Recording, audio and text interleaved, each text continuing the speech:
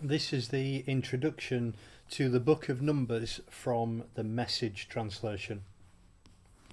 Becoming a truly human community is a long, complex and messy business. Simply growing up as a man or woman demands all the wisdom and patience and courage that we can muster. But growing up with others, parents and siblings and neighbours, to say nothing of odd strangers and mean enemies, immensely complicates the growing up. The Book of Numbers plunges us into the mess of growing up.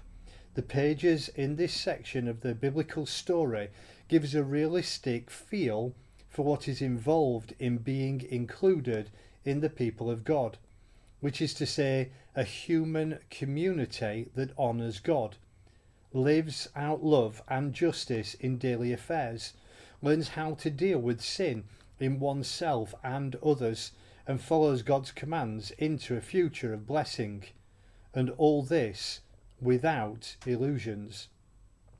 Many of us fondle the romanticised spirituality in our imaginations, the God is in the heavens, all right with the world sort of thing.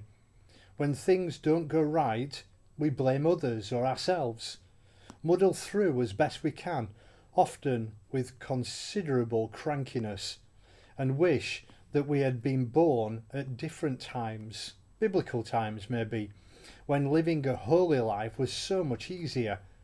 That's odd, because the Bible, our primary text for showing us what it means to be a human being created by God and called to a life of obedient faith and sacrificial love, nowhere suggests that life is simple or even natural. We need a lot of help. We need organisational help. When people live together in community, jobs have to be assigned, leaders appointed, inventories kept. Counting and list making and rosters are as part of being a community of God as prayer and instruction and justice. Acute arithmetic is an aspect of becoming a people of God, and we need relational help. The people who find themselves called and led and commanded by God find themselves in the company of men and women who sin a lot, quarrel, bicker, grumble, rebel, fornicate, steal, you name it, we do it. We need help in getting along with each other. Wise discipline is required in becoming a people of God.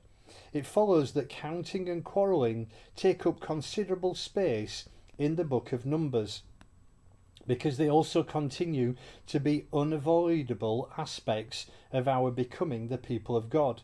This book is essential in training our imaginations to take in some of these less than romantic details by which we are formed into the people of God. And tomorrow we'll start with Numbers chapter 1.